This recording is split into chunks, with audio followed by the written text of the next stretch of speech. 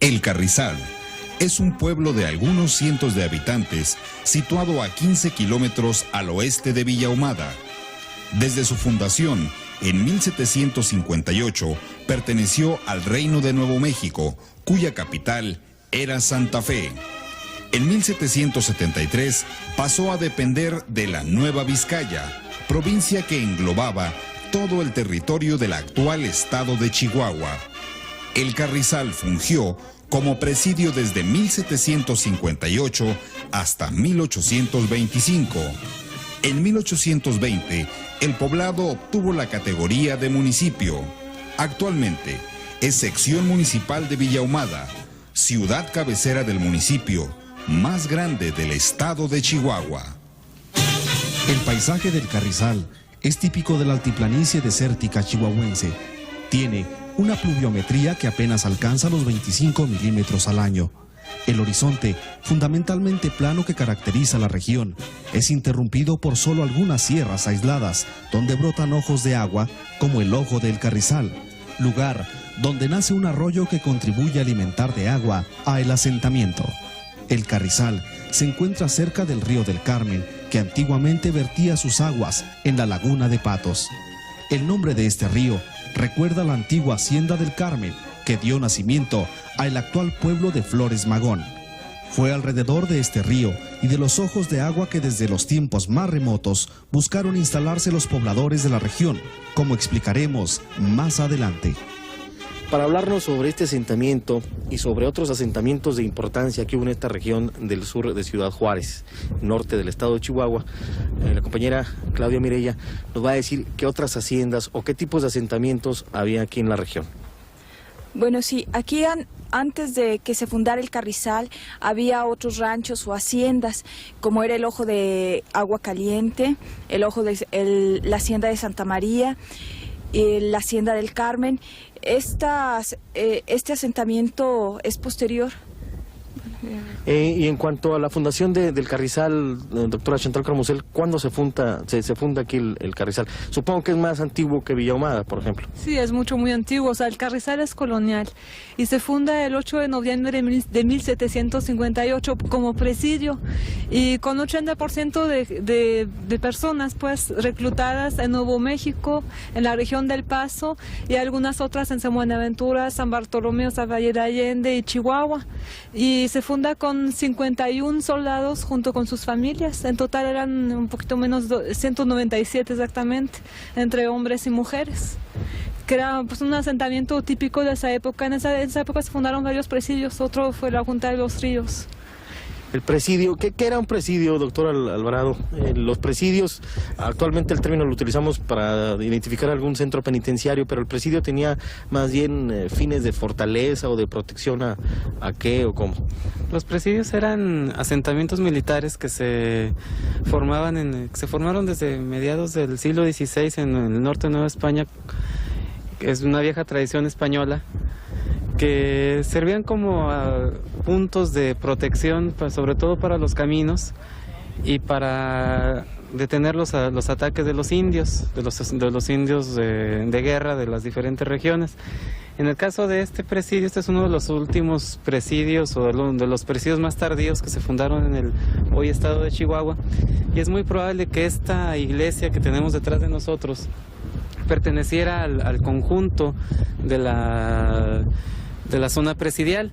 Es decir, normalmente un presidio estaba formado por una pequeña iglesia, una capilla, y alrededor de él había lo que le llamaban en las haciendas las cuadrillas, es decir, unas pequeñas casas de adobe que hacían un ángulo o un cuadrángulo y que servían para asentamiento de la gente y como protección al mismo tiempo.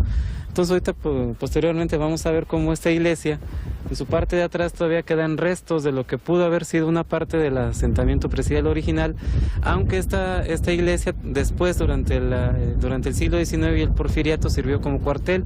Entonces es muy probable que haya una superposición de asentamientos y reconstrucciones más recientes, pero es muy probable, insisto, en que esta sea el asentamiento mismo de del presidio de mediados del siglo XVIII.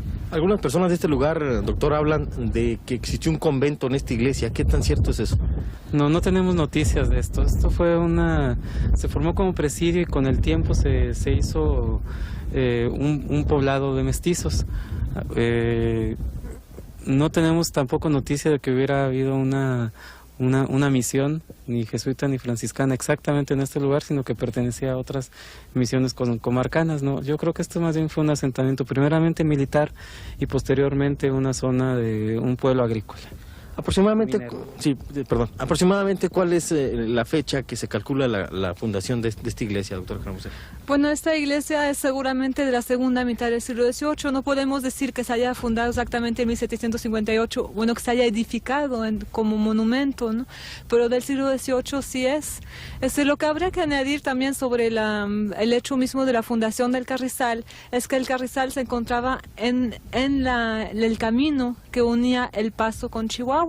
Entonces era un asentamiento fundamental porque ahí tenían que descansar los viajeros y los soldados del presidio, su función primera era acompañar a los transeúntes, porque había el peligro de los indios que todo el tiempo en la época colonial y hasta el siglo XIX y XX, incluso principios, andaban asaltando a los viajeros. Básicamente indios apaches. Indios apaches y en la época colonial sumas, que era un tipo de apaches, digamos, ¿no? Y andaban muy cerca de aquí, por ejemplo, todavía a principios de siglo, en la Candelaria, que es un cerro aquí muy vecino, que no se ve desde acá, pero ya saliendo a la Panamericana, ahí pasa uno al lado, de un lado está Ranchería, del otro lado está la Candelaria, y en la Candelaria o la Sierra del Quilo también le dicen así las gentes por acá, había un asentamiento apache y todavía hay muchos petroglifos allá arriba. ¿Y de obras de arte colonial religioso que existan aquí en esta iglesia, hay algunas de valía? Pues desgraciadamente la mayor parte de los cuadros que había en esta iglesia han desaparecido porque se los han robado. Pero quedan dos todavía que son del siglo XVIII y que seguramente fueron hechos por pintores renombrados de la época, no son de arte popular, sino más bien de talleres de maestros. Y sí tienen valor, un gran valor. Claro, Mireya, ya para terminar, ¿cuál era básicamente la economía de esta región en la época de los presidios? Además de cumplir funciones militares, no sé, ¿existía el comercio, la agricultura? Bueno, básicamente creo yo que era la agricultura y para los mismos habitantes que ellos producían lo que consumían. Posiblemente fue una zona de tráfico o comercio, pero no, a ciencia cierta no lo sé. Pues esto es el Carrizal, un lugar muy importante, muy interesante. Desgraciadamente su iglesia no ha recibido el cuidado que se merece y hay obras que son importantes que estén dentro de un catálogo del estado de Chihuahua. El viajero alemán Julius Froebel, quien recorriera el estado de Chihuahua de noviembre de 1852 a mayo de 1853, describe en su diario la inseguridad de los caminos que conducían al Carrizal. El 17 por la mañana llegamos a Carrizal, hoy en ruinas, pero antaño un pueblo importante, cuando fue puesto militar establecido ahí para proteger a la población de los ataques de los apaches. Estos, enemigos de la civilización, tienen una ranchería en uno de los cerros vecinos. Desde las casas del pueblo me señalaron sus fragosidades, y esos bandidos pueden siempre, desde sus atalayas rocosas, espiar el ganado que en cualquier momento puede pasar a sus manos. Los habitantes del Carrizal, al igual que en todas las localidades del norte de México, viven como alertas pastores de rebaños contra los apaches, y es por eso que todos los hombres andan armados. Semejante modo de vivir ha hecho de los carrizaleños gente indómita y brutal. Así que es mejor que los viajeros se anden con cuidado allí. Doctor Brown, usted podría tener la bondad de decirnos quiénes son los apaches, quiénes fueron eso que hemos llamado la apachería, la gran nación apache, y cuál podría ser el interés arqueológico o cuáles son los bienes arqueológicos que dejaron un grupo étnico que tenía la fama de ser pues muy belicoso y no precisamente un grupo sedentario. Los apaches representan el grupo más austral de los hablantes de las lenguas athabascanas.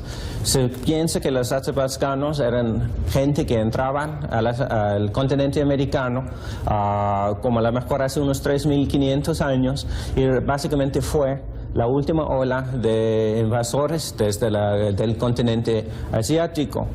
Por consecuencia se encuentra la mayoría de la gente que hablan idiomas athabascanos en Canadá, en el oeste de Canadá y también en lo que hoy en día son los Estados Unidos, un poco al este de la Sierra Rocallosa.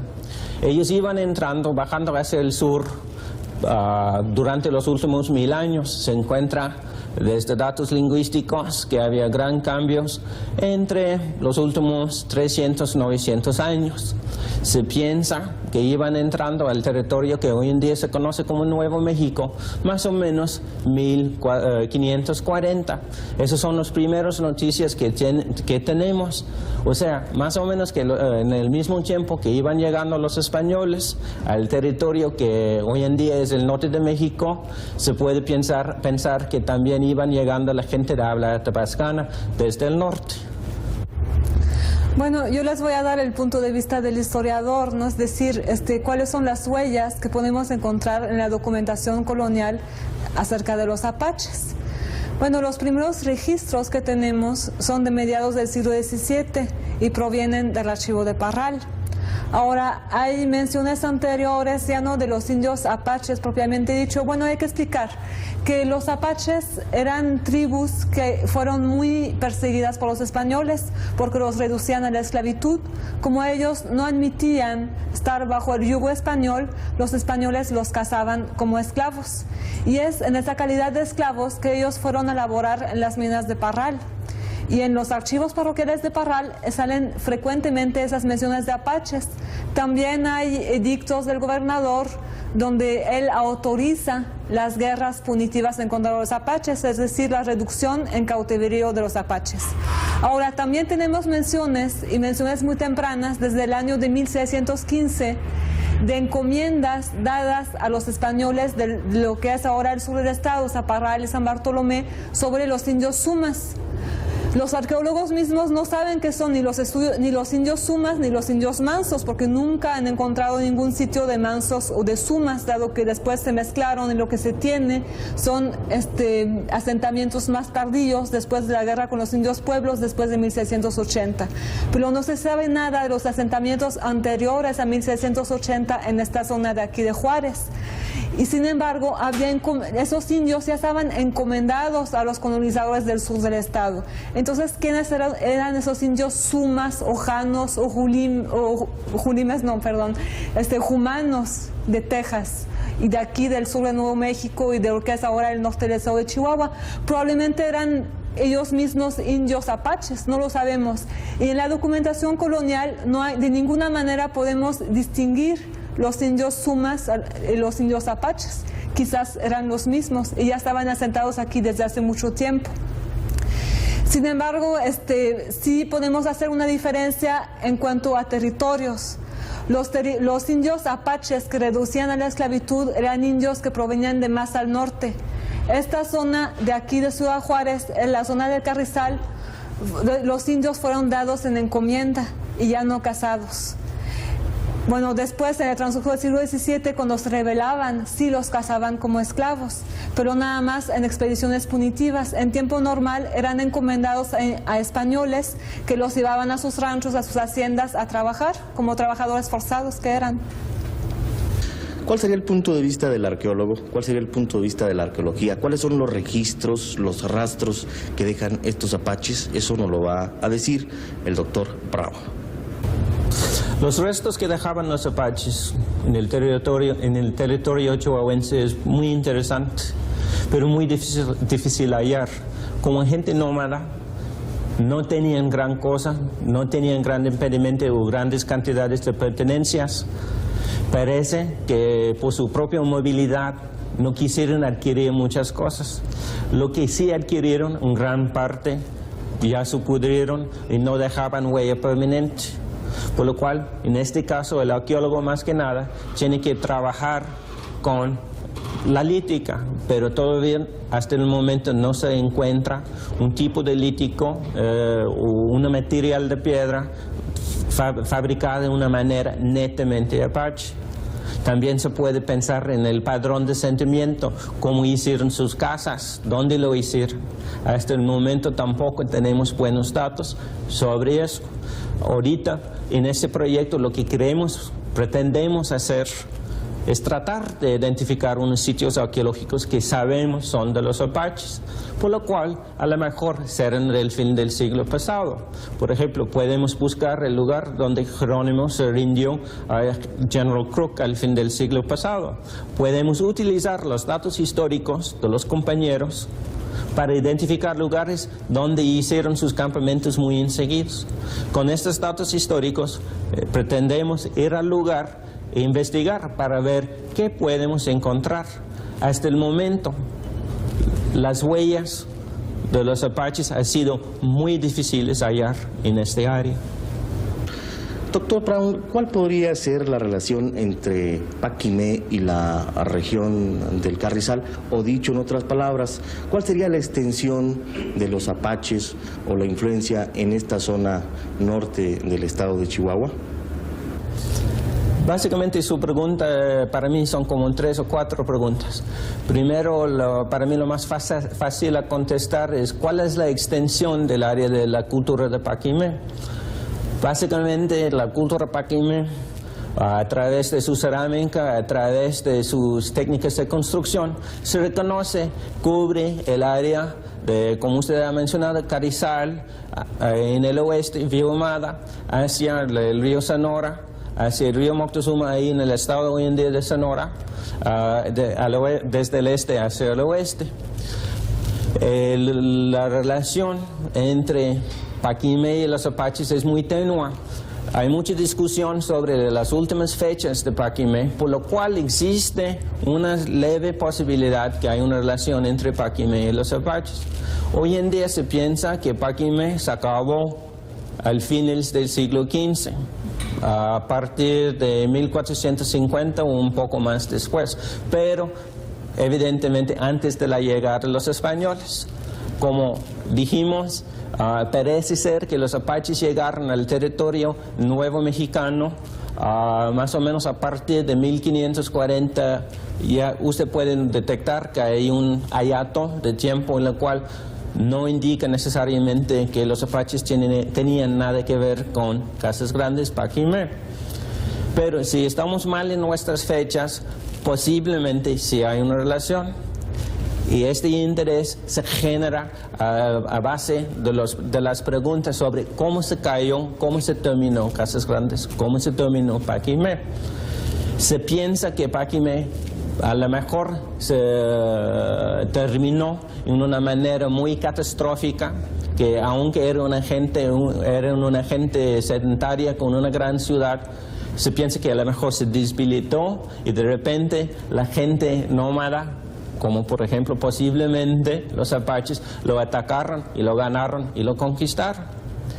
También hay que tomar en cuenta cuando uno está discutiendo este punto de vista que es bastante posible que había otra gente que eran cazadores, recolectadores de la región, como que sean mansos, que sean janos y varios otros grupos étnicos.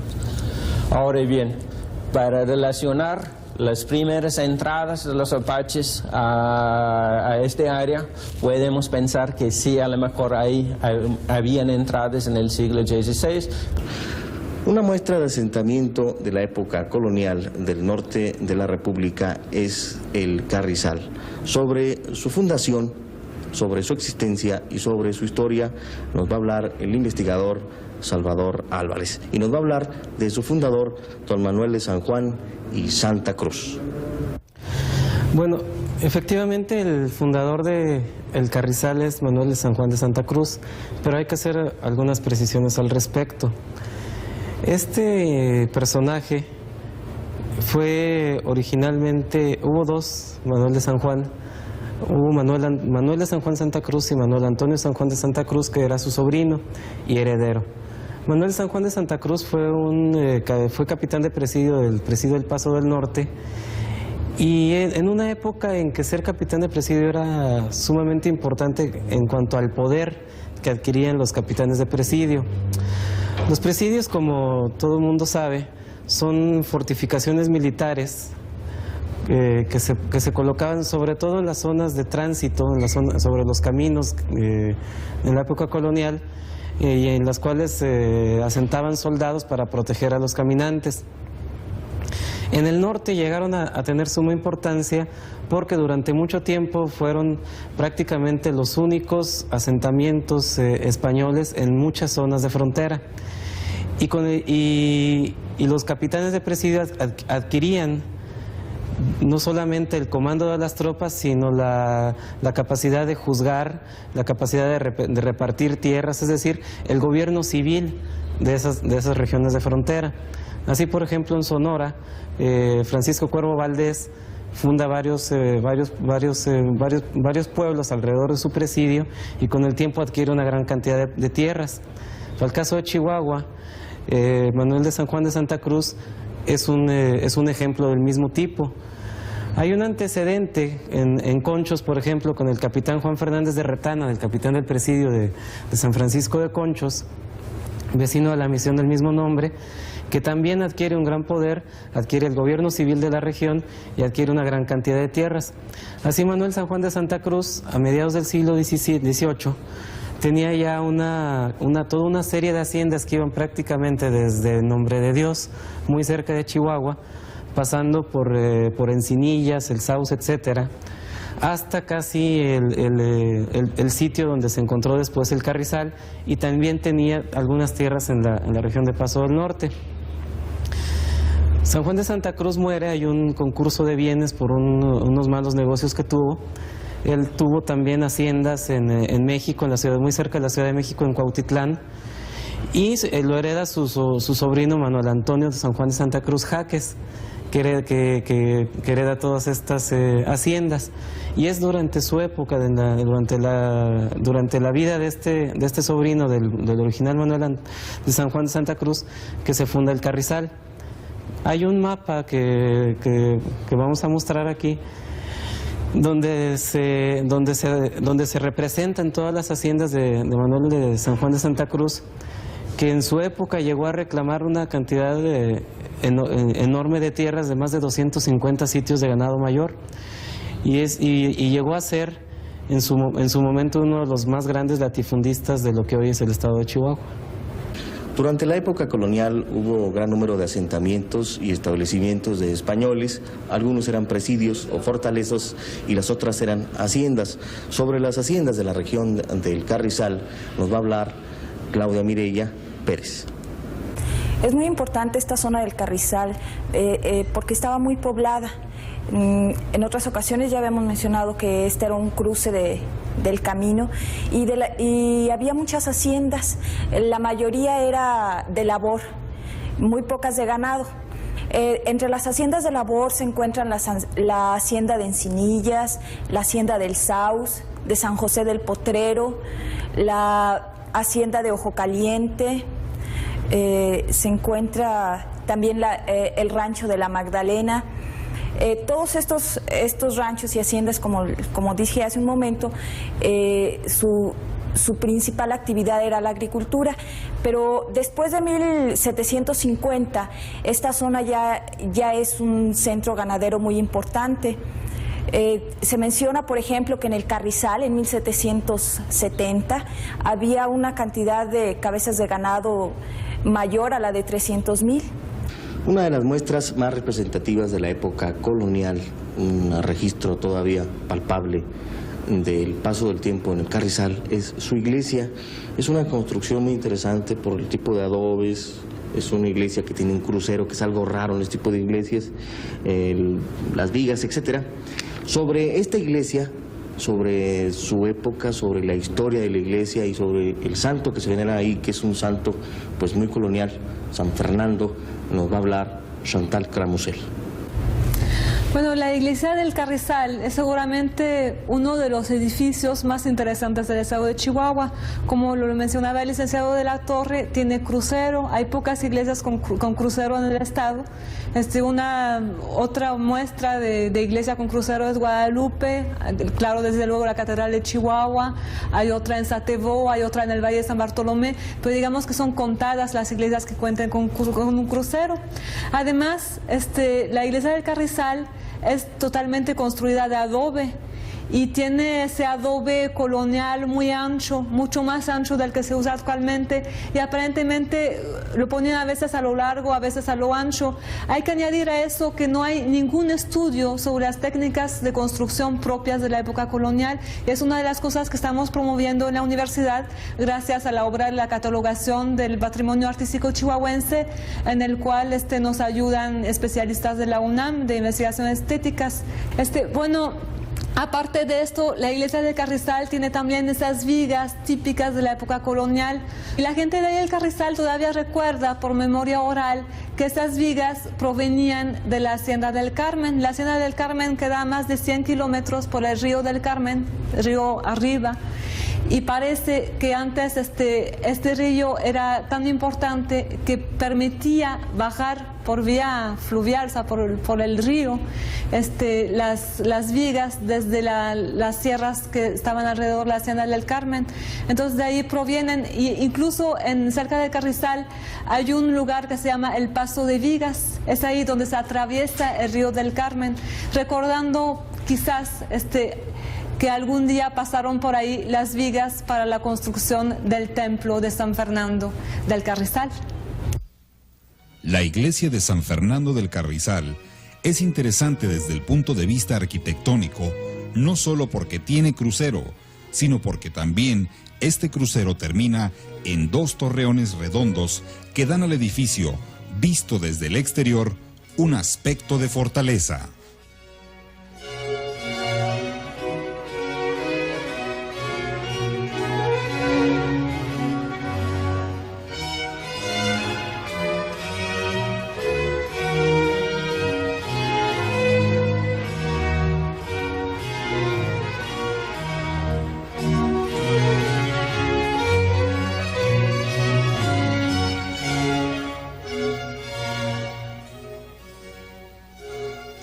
El interior del templo cuenta con varias esculturas de la época colonial, 3 Cristos y 2 vírgenes.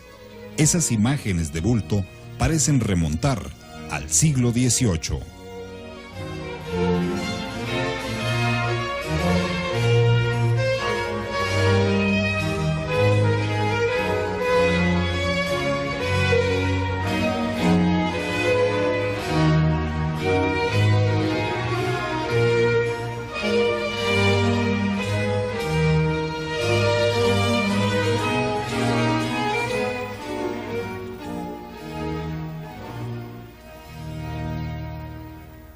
La Dolorosa, que se encuentra en el nicho situado a la izquierda del altar, es típica de ese periodo.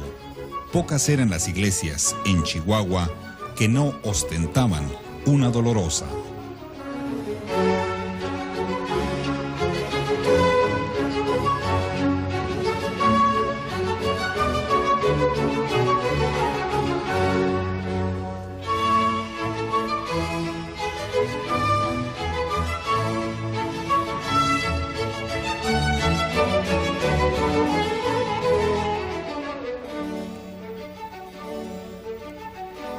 El San Fernando, patrón del lugar, y las demás esculturas parecen ser de hechura más reciente y algunas son de factura popular.